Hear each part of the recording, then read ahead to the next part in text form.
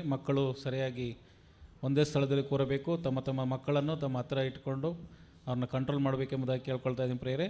ಯಾಕೆಂದರೆ ನಮ್ಮ ಮಧ್ಯದಲ್ಲಿ ದೇವ ಸೇವಕರು ಆಸೀನರಾಗಿದ್ದಾರೆ. ಈಗ ಅದರಂತೆಯೇ ಗದರಿಕೆಯೂ ಕೂಡ ನಾವು ಸ್ವಲ್ಪ ಮಟ್ಟಿಗೆ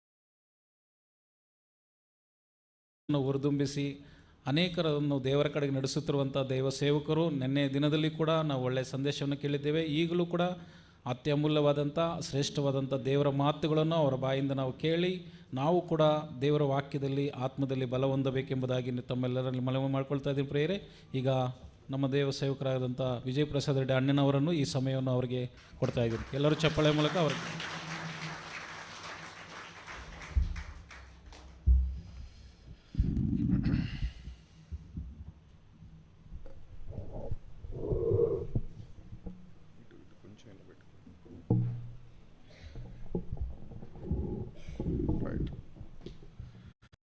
ಬಂದ నిమిత్తವಾಗಿ నిన్నను దోషి ಎಂದು ದೇವರು ತೀರ್ಪು ಮಾಡಿಬಿಡುತ್ತಾರೆ. ఆ పరిస్థితి రాకూడదనే దేవుడు నిన్ను స్వస్థపరచాలని, హృదయపూర్వకంగా సిద్ధపరచాలని, నీ ఆత్మీయ స్థితిని బాగు చేయాలని కోరుతూ గద్దింపును స్వీకరించమని చెప్పాడు. ಆ ಒಂದು ಸ್ಥಿತಿ ನಿನಗೆ ಬರಬಾರದು ಎಂಬುದಾಗಿ ನಿನ್ನನ್ನು ಹೃದಯಪೂರ್ವಕವಾಗಿ ದೇವರು ಪ್ರೀತಿಸಿ ನಿನಗೆ ಆ ಒಂದು ಗದರಿಕೆಯನ್ನು ಸ್ವೀಕರಿಸು ಎಂಬುದಾಗಿ ದೇವರು ಆಹ್ವಾನ ಕೊಡುತ್ತಿದ್ದಾರೆ.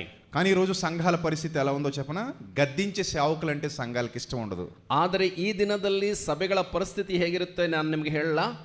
ಗದರಿಸುವಂತಹ ಬೋಧಕರು ಅಂತಂದ್ರೆ ಸಭೆಯವರಿಗೆ ಇಷ್ಟವೇ ಇರುವುದಿಲ್ಲ. ఖండించే సేవకులు అంటే సంఘాలకు ఇష్టం ఉండదు. ಖಂಡಿಸುವಂತಹ ಸೇವಕರು ಅಂತಂದ್ರೆ ಸಭೆಯವರಿಗೆ ಇಷ್ಟವಿರುವುದಿಲ್ಲ. అది కావాలని దేవుని